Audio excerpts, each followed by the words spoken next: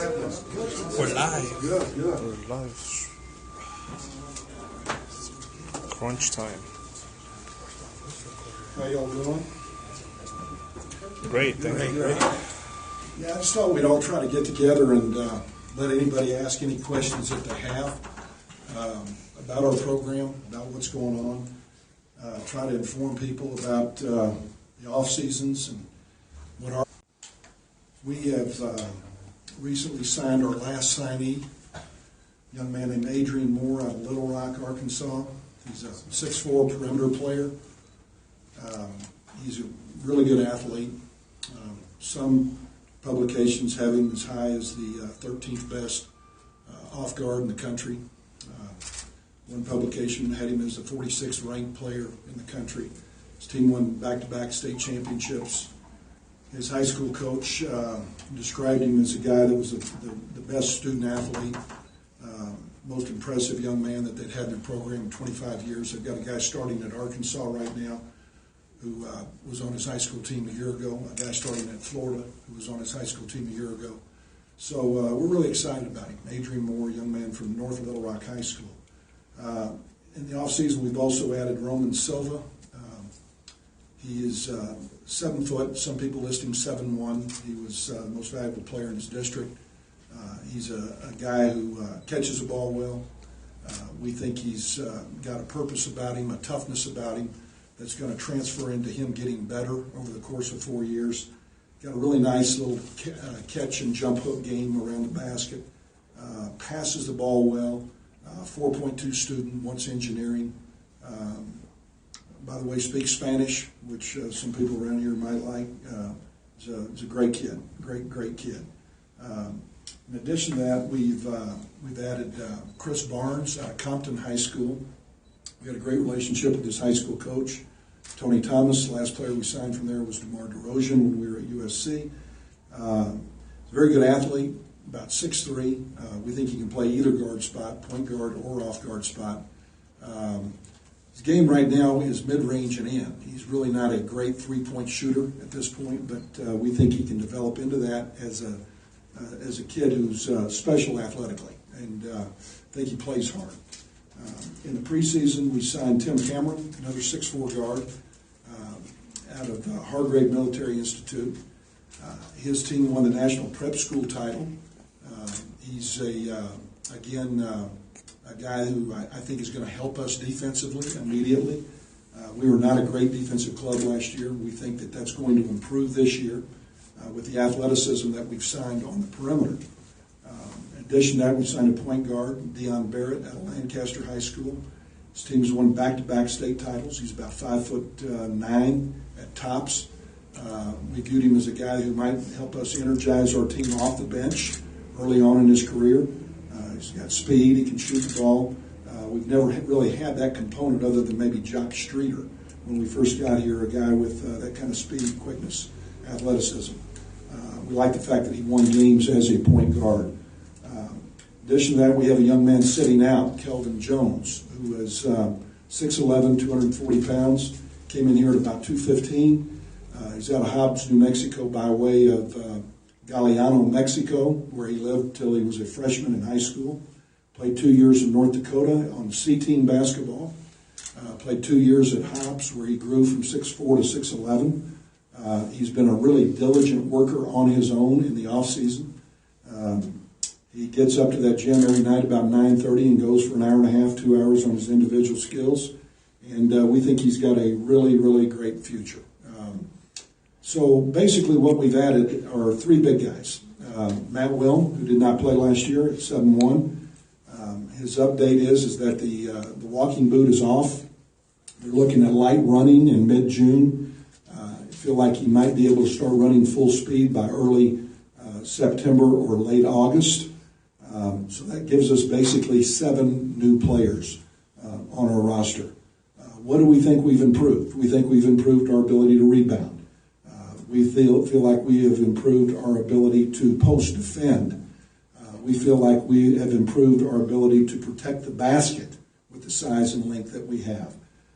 We feel like we've improved our rebounding ability. We feel like we've improved our perimeter defense, and we feel like we have improved our perimeter depth at this point. Do you all have any questions that you'd like to ask me? Who do you feel might be the earliest impact player out of the new guys? Well, you know, we have a point guard coming back that I feel like will be one of the top 2 or 3 point guards west of the Rocky Mountains, and Dominic Artis. I think he's a very good player. I think with Matt Wilm, we got a chance to have one of the top 10 centers in the country, if he's healthy. With Omega Harris, we've got a 3-year starter coming back on the perimeter. Very, very good player. Terry Wynn is a guy that was on the all-freshman team in our conference this year, you know, at 6'7", 215 pounds. So we're looking at a lot of guys that are going to try to contend for a third perimeter spot. We're looking for a lot of guys that are going to try to improve our interior depth. Paul Thomas, we expect to be better than he was a year ago. He came in early and helped us. Kind of hit a wall mid-season, but has worked really hard in the off-season. So between Paul and Terry Wynn and Kelvin Jones and Matt Wilms and Roman Silva, we feel like we've got a front line that can contend. On the perimeter, we feel like we've got 2 of the better guards in our league. So, you know, we're hopeful that amongst the guys that we brought in, that we're going to get some help. Do you view this as a rebuilding year, or do you think you have a chance to contend for a title in conference? You know, I don't know. We'll find out. You know, it's hard to tell in a 14-team league who everybody else has added, where they are and where they're going. I know there have been a lot of guys leaving programs. I think Louisiana Tech's lost 4 players through transfer. Charlotte's lost 4 players. Western Kentucky's lost 4 players. You know, it seems to be an epidemic everywhere, but there have been a lot of guys leave, so we don't know who they're bringing in exactly. You know, we're spread out. In the old days of the Mountain West Conference, you kind of had an idea. You were all recruiting in the same region of the country, but we're all over the place, so I have no idea of knowing who these other guys will be. Yeah. Why do you think so many players are leaving college programs today? Well, I don't know. What do you think? A lot of guys. What do you think? I think a lot of guys want playing time immediately, and if they don't get what they want, they leave. Do you think that there's something wrong within the program here? Is that that's what you've been saying on your radio show, that you think there's something wrong within our program here? So why don't you tell them what you just told me? That in the course of the last 2 years, we've had 1,500 kids leave in college basketball. Okay? The reason I know that, I don't listen to your show, but I have people calling me and telling me, okay, what you're saying. And so you're completely unknowledgeable to your listenership. All right? And that's probably the thing that you ought to try to tell them, is that we've had 1,500 kids leave in college basketball over the course of the last 2 years. Hold on a second. I'd like to share something with you while I've got it here.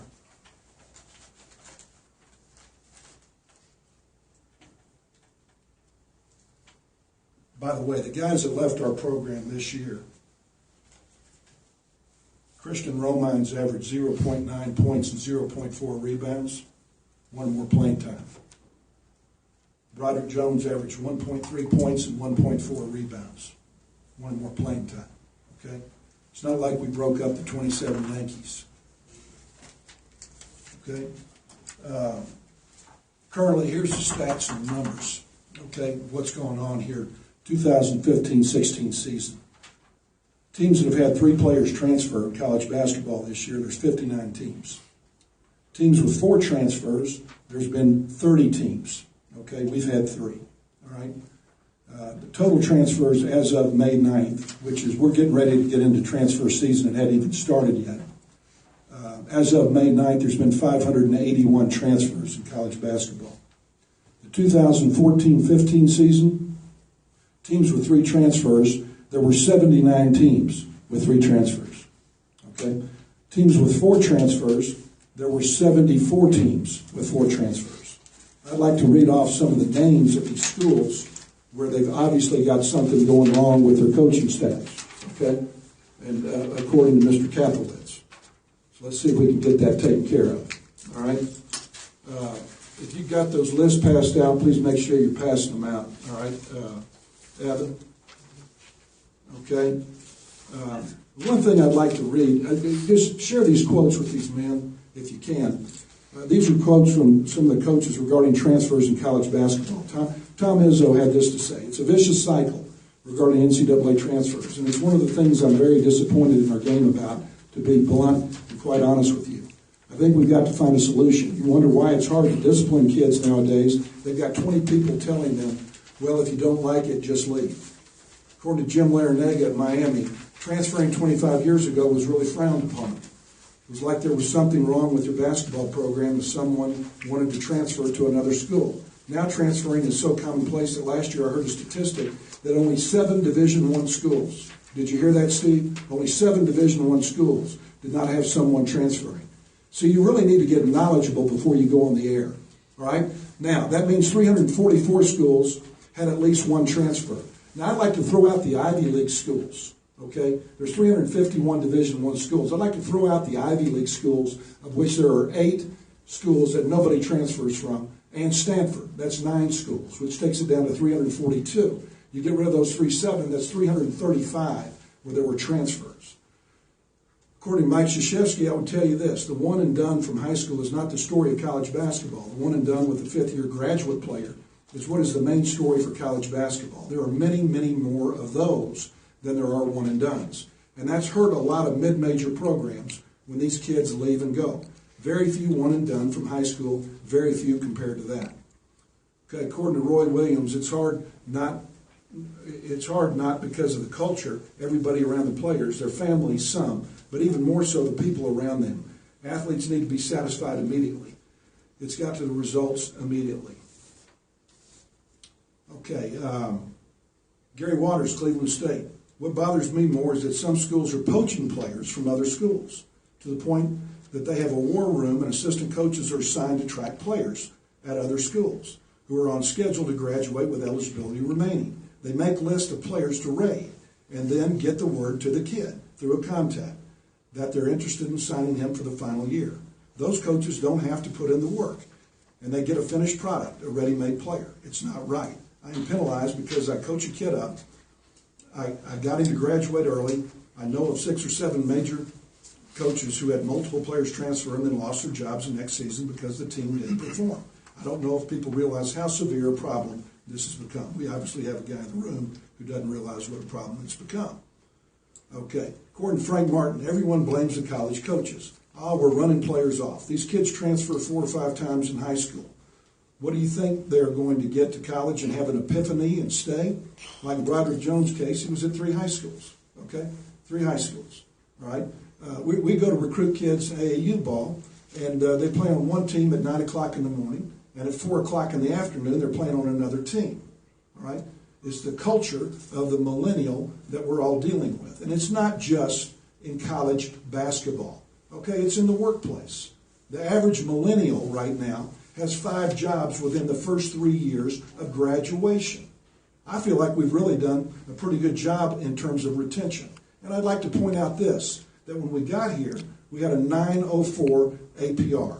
The school had lost a scholarship the year before we got here because of their APR. Had it gone another year under, then we would have been banned from postseason play, like Connecticut was 2 years ago.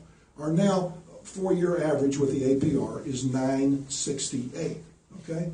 So we inherited that situation. Because of that, we brought in young freshmen who we felt like were students, who we felt like could grow within the program.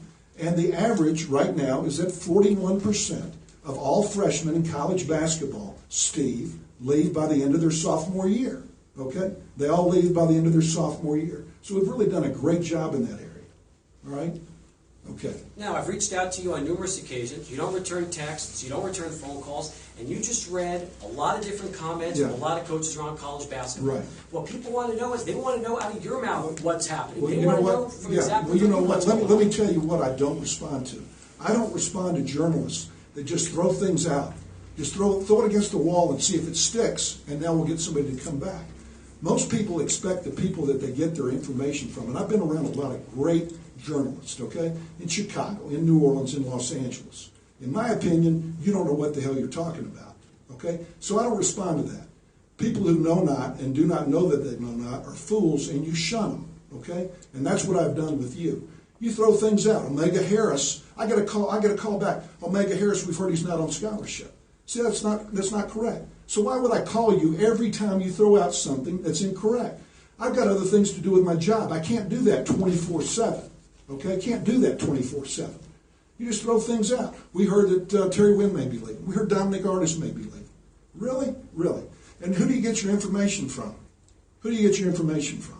We get Well, it from Pickaxe, is that where you get your information we from? get it from all the other sources around town You that know are what? trying to get You know what you information try to from the do? coaches. We'll give you information when we're ready to give you information, all right?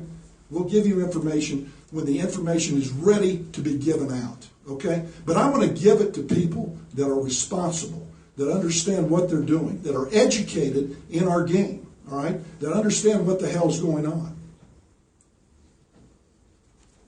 Anyway, I guess from the transfer part of it, you lose your two leading scorers past couple of years. Is it you have to change it where you kind of mention all these coaches mentioned about people in their ears? You have to kind of mention your message to the kids, that way you're reaching through them directly in terms of staying and giving that 1 year development and kind of X out the all the stuff that goes around. There are going to be so many different reasons why these young people are leaving. Okay, they've got AAU coaches, they've got high school coaches, they've got parents. Okay, that may be pulling. It may be playing time. Okay, we got a case with a guy right now. It's a girlfriend. Okay, it's a girlfriend. He misses his sweetie. Talk about McSwiggan. He misses his sweetie right now. Okay, and she's up in at a junior college. Okay, and he wants to get closer to her. Okay, so these are things that happen. They happen. They're happening all over the United States. And I really encourage you guys that are responsible to go and read this information that we've tried to provide you. Okay, about what's going on in our game. I mean, it's really, really staggering what's happening. The 2014-15 season, there were 79 teams that had 3 transfers. Okay, we had 1 that year. Okay, we had 1. The teams with 4 transfers, there were 74 teams.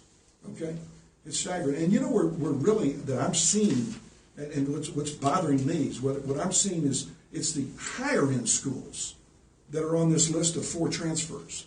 And that's where you're seeing people actually dismiss kids, which we haven't done any of. We haven't dismissed any of these kids, all right? We may have had a discipline situation where we did, okay? But we're not doing that because of playing time. And by the way, I respect Christian Romines. How he handled his situation was really well done. He came in our office and said, you know, bottom line, coach, I know, you know, we were going to redshirt Christian Romines. Christian Romines, a young guy who came in here as the youngest freshman in the country, right? We got dealt a blow with the injury that we had to Matt Wilms, right? We lost 4 starters a year ago. We lost 4 starters. We came back this year, and we lost basically 2 before the season started, all right? So we really lost 6 over a 2-year period. So we couldn't afford to redshirt Christian, but now he sees Matt Wilms coming back. And between the time we signed Matt, we bring in Kelvin Jones, 6'11", 240. He had a chance to play pickup ball with Kelvin Jones. He thinks he's a hell of a player, okay? So all of a sudden he says, may not be some playing time. Same thing happened with Perez years ago. Perez is a starter. He sees Mackenzie Moore sitting out in our program. He's worried a little bit about playing time. So he books and he leaves. By the way, our man, I get a call from a guy saying that the reason McSwiggan left, according to our man here, was that he was mad at the athletic director. He was mad at the athletic director because the athletic director couldn't get him eligible, and guys were getting eligible everywhere. He suggested that I go talk to our women's coach, Keitha Adams, okay, about how to get somebody eligible, as if we didn't spend $12,000 trying to get somebody eligible. Okay, had nothing to do with that. It's complete fiction what's coming out from his mouth. Complete fiction. But he wants me to go on the air and respond to that. Some rumor that comes on some social website or some blogger, as if he's getting his news from CBS Sports or ABC Sports or ESPN. It's just complete fiction. Throw it against the wall and let's see if it sticks. This is a guy that I went on his show 10 times as the coach of the Bulls, the Hornets, and USC as a favor to Don Haskins. I wish I'd have never done that. What you got? It was obviously you can't name any perspective. Don't shake your head. You know I'm dead ass right. That's wrong, and you're classless for saying that. No, I'm dead ass right. I'm dead ass right. Yeah, I'm dead ass right. No. You're not, because you know why? It's fiction. How about you're a fiction? How about your the show Pulse of is El Paso? fiction. How about all the fans? How about all the season ticket holders what that have about? been upset? What do you want and about? they've been upset with the lack of results over the last 6 years, and they're right? tired of not going to the postseason. They're tired of not going to the NCAA tournament. How about that? We were in the NIT a year ago. Yeah, that really means a lot for El Paso right now. Is that right? Yeah. Okay. Well, you know what? We lost 4 starters. We didn't quite get there this year. So every year is going to be the same thing, Coach. Every Is that year. right? Well, is that what it's going to be? if you're upset about us not winning games and you want me fired because of not winning games, that's your prerogative. I don't have any problem Okay? with you. Matter of fact, as far as you getting fired, that's not it at all. All I want is part of the reason we do what we do. Let me tell you what we've tried. Let me tell you what we've tried to do. We do what we do is we don't get people to give us the answers and don't give us to keep us informed. So you just throw out You're fiction? talking about You throw people being fiction. informed. It's It's fiction. not It's fiction. fiction. It's fiction. It's fiction. What is a sports talk show? It's an opinion-based talk show. That should be based on the facts, and yours is based on fiction. That's and not there's true. a big difference. That's because we don't get fed stories like other people in the media. When you feel it's time to feed, then you feed. Well, let we me tell haven't you been something. fed in 6 years, Coach, not 6 years. Why would I feed you? Why would I feed you? Because we are the Why- only who- local game in town You're that giving talks to yourself- the you're giving media about yourself too UTEP much credit. basketball You're every giving yourself day. too much credit. No, please. Yeah, I've been you are. doing this a long time. Before you got here, I've been Okay. doing it after you Let got me here. give- let me that's give a- fine. Let me give a quick update here. A quick update, okay? He's talking about not going to the tournament, all right? I want to say this. 10 years ago, there were 10 at-large bids for mid-majors, all right? This year, there was one, Wichita State, who I don't consider to be a mid-major, all right? Coach is making $3.5 million. They play in front of 12,200 every year. Our first year here, all right?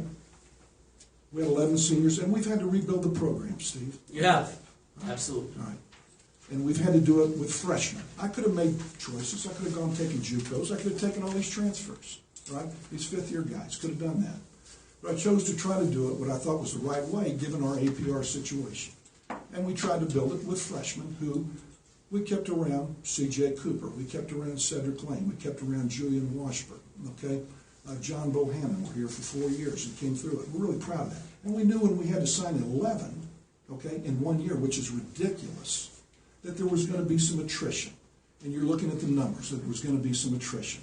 And so we continued to try to build it with them. Have we had a couple setbacks? Yeah, but everybody does, okay? We lost Isaac Hamilton. Hated that in August. Do I think we would have won more games, maybe gone to the tournament? Maybe so, okay?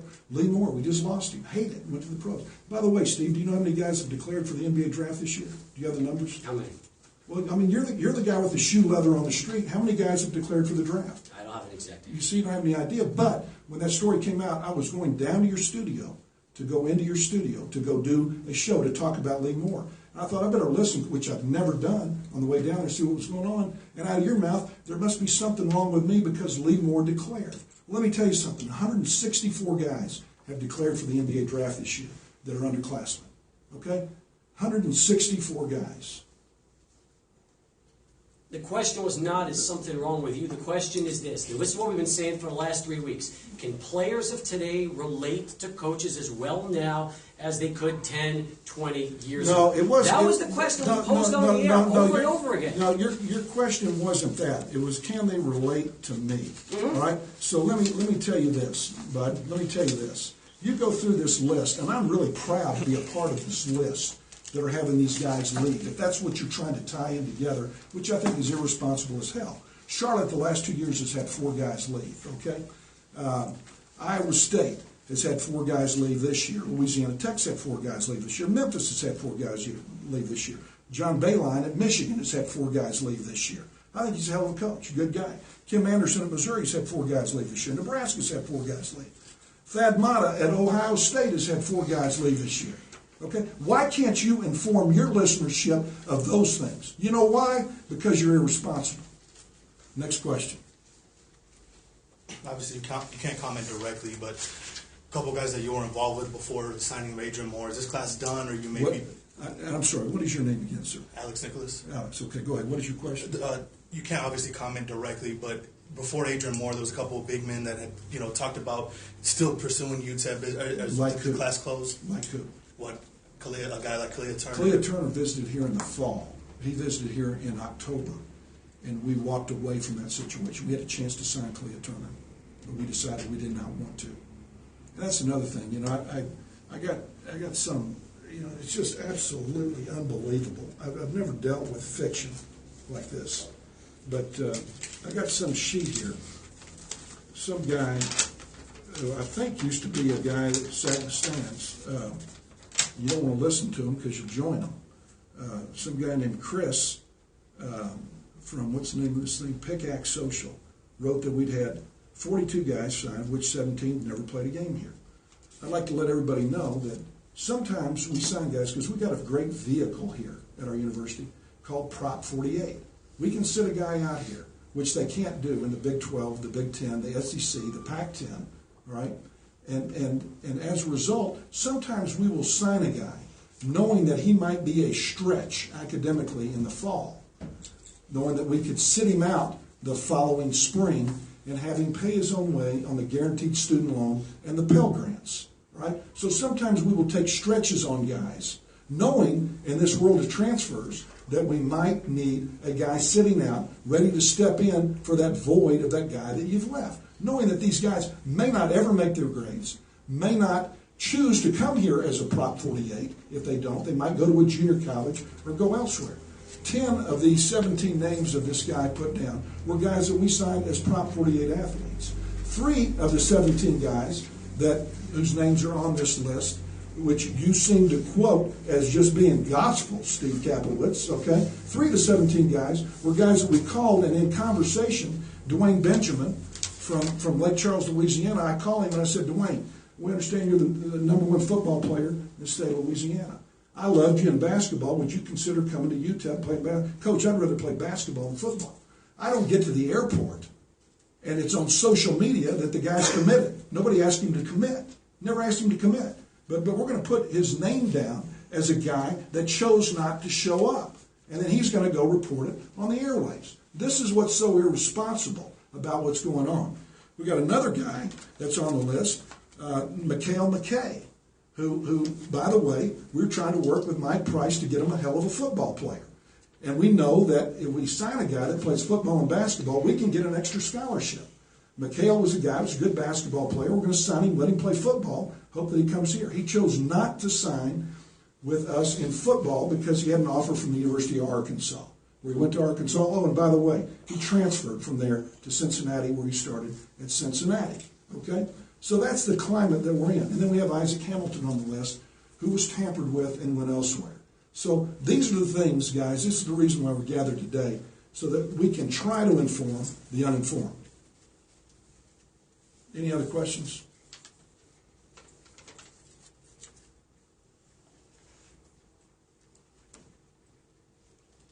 Okay. Let me see if there's anything I wanted to add to this.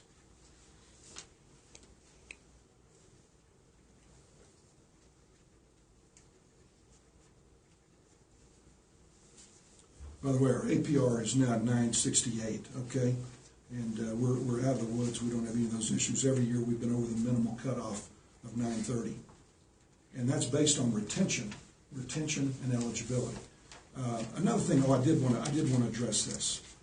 It was reported that we'd only had 4 guys, 4 student athletes, Julian Washburn, Cedric Lane, Hooper Vent, C.J. Cooper, who have played their entire 4-year career here, okay? Well, first year we were here, we lost 11 seniors. So we've been here 5 years where we brought guys in, okay? He didn't add John Bohannon to this case, but I would like to bring this up because I think it's important. That the guys that we've had graduate from here are Hooper Vent, Irvin Morris, Tevin Caldwell, who, by the way, was on scholarship a year ago, Victor Mbachu, who was a walk-on, Matt Wilm, Malcolm Moore, a junior college player, Julian Washburn, Cedric Lane, C.J. Cooper, okay, and that would be it, all right? And by the way, you know, we've got another group coming, and in this group that's coming, we've got 10 guys who are on the, had 3.0 GPAs or above, because I understand Mr. Kaplowitz challenged the character of our individuals on the radio. Didn't do that. You challenged the character of our issue, which is really, really irresponsible. How would you know you don't listen? I got a phone call telling me. You believe everything you hear? You damn right I do. From everybody but you.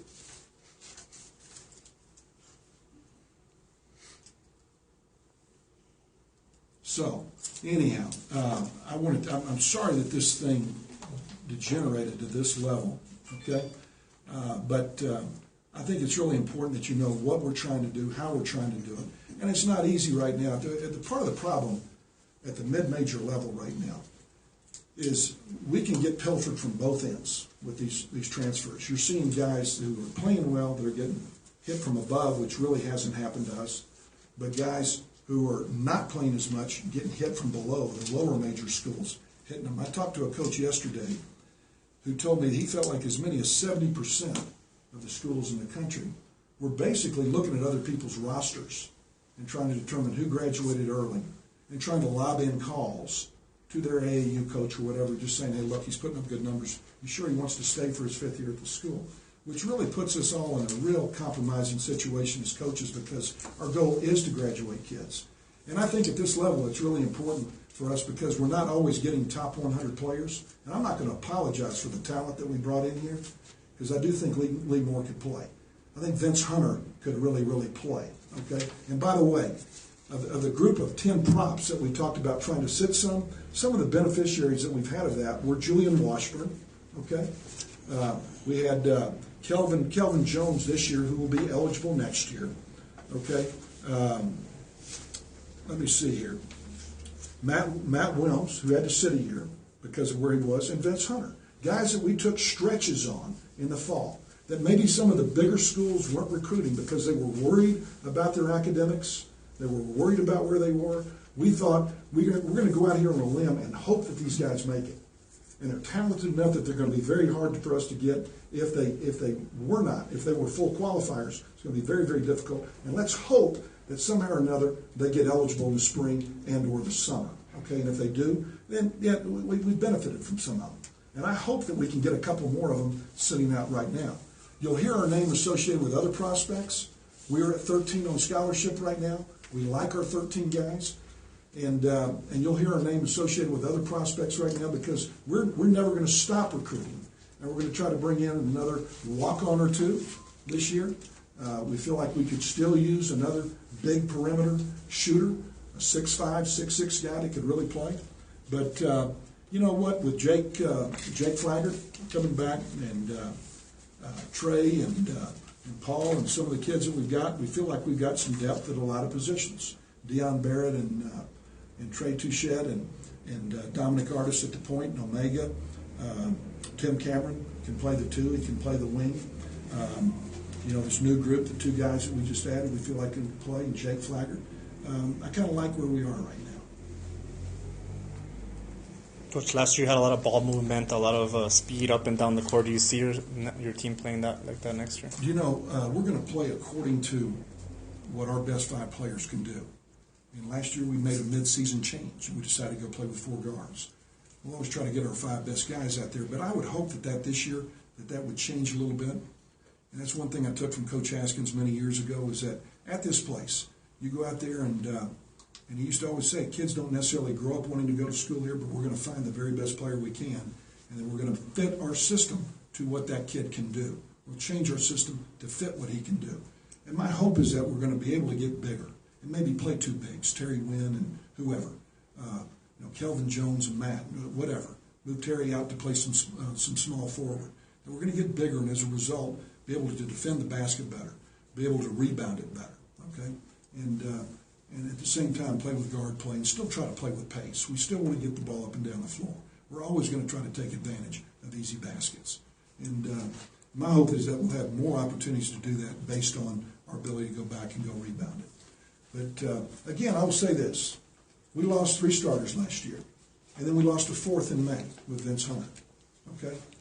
We turned around here this year, and I think our man Kaplowitz expected us to go to the NCAA tournament. Probably wasn't going to happen. All right? Probably wasn't going to happen. We had to rebuild it, and then we turned around and we lost Matt Will, and we lost McSwiggan before the year started. And then Vince Hunter declared for the draft. So we not only lost the 4, but we had to turn around and lose 2 more to begin the following year. I was pretty pleased with the fact that we won 19. I hope that we can build on that and win more in the future. I can tell you that I never rest in terms of trying to recruit and get good players in. I've had 19 guys make it in the NBA in 22 years as a head coach. And in my 5 to 6 years at the University of New Orleans, we had the 5 winningest teams in New Orleans history. Okay? 4 conference championships. At Iowa State, we had the 3 winningest teams in Iowa State's history until Fred Hoiberg got there. And at USC, we had the 3 winningest teams in USC's history. Our goal, more so here than any place I've ever been, is to do this very same thing here. Because my father played here, and because Coach Haskins, the guy that gave me my chance, is a guy that I worked hard for. But I really hate my tone here today, but it's all based on one guy who I think is completely irresponsible. That's all I got to say. And I'm not going to respond every time you throw something out there that's false. How about responding with something's true? What would that be? I haven't found one.